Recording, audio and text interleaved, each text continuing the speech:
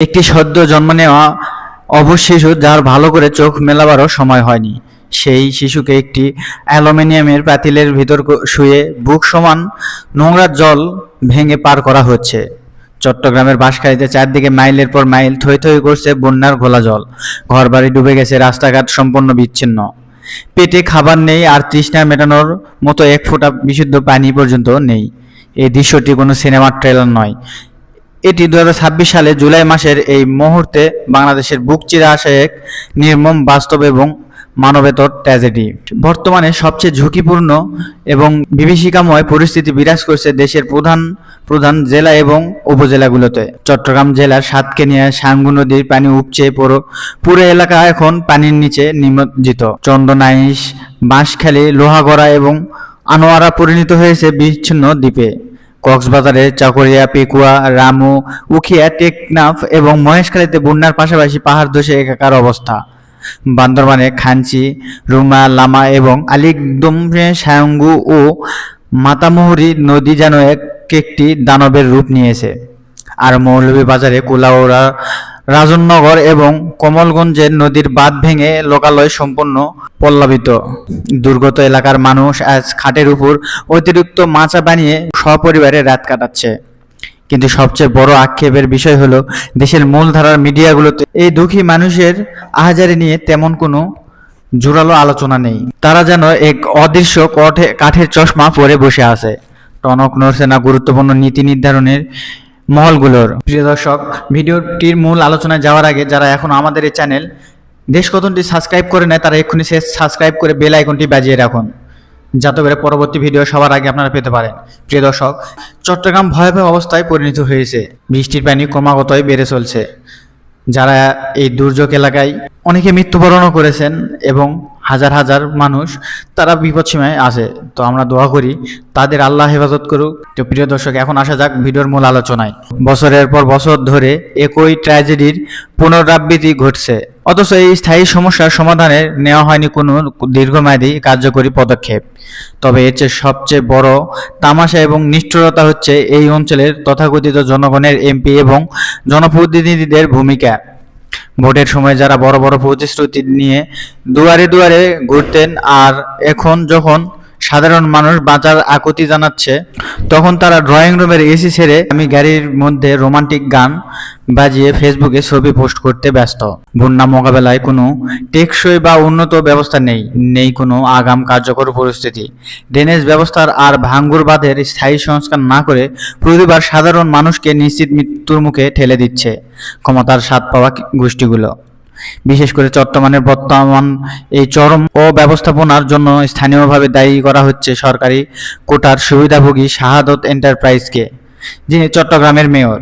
হাজার হাজার কোটি টাকার মেগা প্রজেক্টের সময় ঠিকই পার হয়ে যায়, অথচ সামান্য পাহাড়ি ঢল আর কয়েকদিনের বৃষ্টিতেই পুরো একটা অঞ্চলের মানুষ খড়কুটোর মতো ভেসে যাচ্ছে। পরাশক্তিদের রাজনৈতিক ও সামরিক দাবানলের সমান্তরাল প্রাকৃতিক দুর্যোগের এই মেগা থ্রিলারের সুতোটি কিন্তু আন্তর্জাতিক ভৌগোলিক রাজনীতির সাথে যুক্ত। বাংলাদেশের দিকে ধেয়ে আসে এক মহাপ্রলয়, উত্তর দিক থেকে ধেয়ে আসা তীব্র পাহাড়ি ঢল এবং দক্ষিণ দিক থেকে বঙ্গোপসাগরের দানবীয় লঘুচাপ, এই দুইয়ের জাতাকলে পিষ্ট হতে যাচ্ছে গোটা বাংলাদেশ। দেশের অত্যন্ত 18টি জেলা এখন প্রলয় ক্যাঙ্গরি বন্যার চরম ঝুঁকিতে রয়েছে। কিন্তু এই মহা বিপদের শুরুটা কোথা থেকে জানলে অবাক হতে হয়। এই বন্যার আসল শিকড় লুকিয়ে আছে হাজার মাইল দূরে এর দেশ চীনে। হ্যাঁ, চীন থেকে শুরু করে ভারতের আসাম হয়ে সেই বিশাল জলরাশি এবার গিলে খেতে আসছে বাংলাদেশের বিস্তৃত জনপদকে। বাংলাদেশ একটি ভাটির দেশ। উজানে অর্থাৎ প্রতিবেশী দেশগুলোতে যখন অতিরিক্ত বৃষ্টিপাত হয়, তখন এই কোটি কোটি গ্যালন পানি গড়িয়ে নেমে আসে বাংলাদেশের বুকে। সাম্প্রতিক সময়ে জলবায়ু পরিবর্তনের এক ভয়াবহ রূপ দেখছে বিশ্ব। কিছুদিন আগে চীনের বেশ কয়েকটি প্রদেশে স্মরণকালের ভয়াবহ বন্যা দেখা গেছে। চীনের সেই প্রমত্তা নদীগুলোর অতিরিক্ত পানি গড়িয়ে নেমেছে ভারতের আসাম এবং মেঘালয় রাজ্যে। ভারতের আসামের বর্তমানে এক প্রলয়ঙ্কারী পরিস্থিতি বিরাজ করছে। আসামে প্রায় 30টির বেশি জেলায় এখন পানির নিচে লাখ লাখ মানুষ গৃহহীন এবং পানিবন্দী। উজানের এই সর্বনাশা ঢলের ঠিক সমান্তরালে যেন মরার উপর খাড়ার ঘাত হয়ে দাঁড়িয়েছে বাংলাদেশের অভ্যন্তরীণ আবহাওয়ার পরিস্থিতি। আকাশ জুড়ে এখন কালো মেঘের অগ্নি সংকেত। বাংলাদেশের আবহাওয়া অধিদপ্তর এবং বন্যা পূর্বাভাস সতর্ককরণ কেন্দ্রের দেওয়া সর্বশেষ তথ্য অনুযায়ী বঙ্গোপসাগরের সৃষ্টি একটি অত্যন্ত সক্রিয় মৌসুমী বায়ুর প্রভাবে দেশের অভ্যন্তরে শুরু হয়েছে টানা ভারী বর্ষণ। অর্থাৎ একদিকে উজান থেকে ধেয়ে আসে ভারত ও চীনের বন্যার পানি, অন্যদিকে দেশের ভিতরে আকাশ ভেঙে পড়ছে অঝোর ধারায়। এই দ্বিমুখী আক্রমণে দেশের নিম্নাঞ্চল প্লাবিত হওয়ার তীব্র আশঙ্কা তৈরি হয়েছে। আবহাওয়া অফিসের পূর্বাভাস বলছে দেশের 4 বিভাগ চট্টগ্রাম, সিলেট, ময়মনসিংহ এবং রংপুর বিভাগে ভারী থেকে অতি ভারী বৃষ্টিপাত রেকর্ড করা হবে। এই টানা বর্ষণের কারণে সবচেয়ে বেশি ঝুঁকিতে রয়েছে চট্টগ্রামের পাহাড়ি অঞ্চল। পাহাড়ি এলাকার মানুষদের জন্য এই বার্তাটি অত্যন্ত বিপজ্জনক। টানা বৃষ্টির কারণে কক্সবাজারে ইতিমধ্যে রেকর্ড পরিমাণ বৃষ্টিপাত হয়েছে। খাগড়াছড়িতে প্রায় 500 পর্যটক এখনও আটকা। তাদের খাবার এবং পানীয় নিয়ে মারাত্মক সমস্যার সৃষ্টি হয়েছে। বন্যার পূর্বাভাস এবং সতর্কীকরণ কেন্দ্র জানিয়েছে যে দেশের প্রধান প্রধান নদীর পানি হু হু করে বাড়ছে। বিশেষ করে ব্রহ্মপুত্র এবং যমুনা নদীর পানি ক্রমাগত বৃদ্ধি পেতে থাকবে। অন্যদিকে পদ্মা নদীর পানি আগামী কয়েকদিন স্থিতিশীল থাকলেও এরপর তা আরো দ্রুত বাড়তে শুরু করবে। উত্তর পূর্বাঞ্চলের নদ নদীর অবস্থা সবচেয়ে বেশি আশঙ্কাজনক। সিলেট এবং সুনামগঞ্জ অঞ্চলের সুরমা এবং কুশিয়ারা নদীর পানি মারাত্মকভাবে বৃদ্ধি পাচ্ছে। বেশ কয়েকটি পয়েন্টে এই নদীগুলোর পানি বিপদসীমা অতিক্রম করতে শুরু করেছে। এর ফলে সিলেট এবং সুনামগঞ্জের নিম্নাঞ্চলে আকস্মিক বন্যার সৃষ্টি হয়েছে। শুধু সুরমা এবং কুশিয়ার নয়, মনু, খোয়াই, ধোলাই, জাদুকাটা, সোমেশ্বরী এবং ভোগাই নদীর পানিও বিপদসীমার কাছাকাছি অবস্থান করছে। সমুদ্র বন্দরগুলোর পরিস্থিতি বেশ উত্তাল।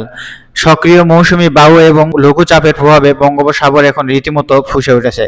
সাগর ও নদীর পানি উত্তাল থাকায় উপকূলীয় এলাকাগুলোতে চরম আতঙ্ক বিরাজ করছে। এই চরম হাহাকার, সরকারি অবহেলা আর তথাকথিত এমপিদের রোমান্টিকতার বিপরীতে ময়দানে দেখা গেল এক সম্পূর্ণ ব্যতিক্রমী দৃশ্য। দেশের এই মহা বিপদের দিনে রাজনীতির গণ্ডি পেরিয়ে দুর্গত মানুষের পাশে এসে দাঁড়িয়েছে জামাতে ইসলামী।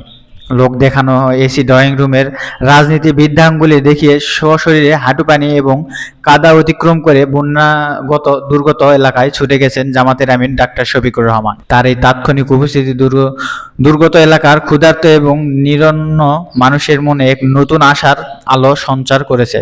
তিনি শুধু আশার বাণী দেননি, নিজের হাতে সাধারণ মানুষের মাঝে পর্যাপ্ত ত্রাণ এবং পুনর্বাসের লজিস্টিক সহায়তা পৌঁছে দিচ্ছেন, নগদ টাকাও দিচ্ছেন। উত্তরে পাহাড়ি ঢল আর দক্ষিণে সমুদ্রের এই মহাপ্রলয় হয়তো বাংলাদেশের ভৌগোলিক মানচিত্রকে ক্ষত বিক্ষত করতে পারে, কিন্তু ময়দানের এই ঐক্যের মানুষের বেঁচে থাকার শেষ ভরসা। অবিলম্বে দেশের প্রতিটি দুর্গত উপজেলায় পর্যাপ্ত সরকারি ত্রাণ পৌঁছানো এবং দুর্গতদের পুনর্বাসনের লোক দেখানোর আশ্বাস বন্ধ করে দীর্ঘমেয়াদী কার্যকর পদক্ষেপ নেওয়া এখন সবচেয়ে বড় দাবি। প্রিয় দর্শক, এতক্ষণ পর্যন্ত পুরো ভিডিওটি দেখলেন। ভিডিওটি কেমন লেগেছে অবশ্যই নিচের কমেন্ট বক্সে জানিয়ে যাবেন। আর যারা এখনো আমাদের চ্যানেল দেশকথন সাবস্ক্রাইব করেন নাই, তারা অবশ্যই সাবস্ক্রাইব করে বেল আইকনটি এক্ষুনি বাজিয়ে দিন, যাতে করে পরবর্তী ভিডিও সবার আগে পেতে পারেন। তো এই বলে আজকের ভিডিও এখানে শেষ করছি। দেখা হচ্ছে পরবর্তী ভিডিওতে। সে পর্যন্ত ভালো থাকবেন, সুস্থ থাকবেন। সকলকে ধন্যবাদ। আসসালামু আলাইকুম ওয়া রাহমাতুল্লাহ।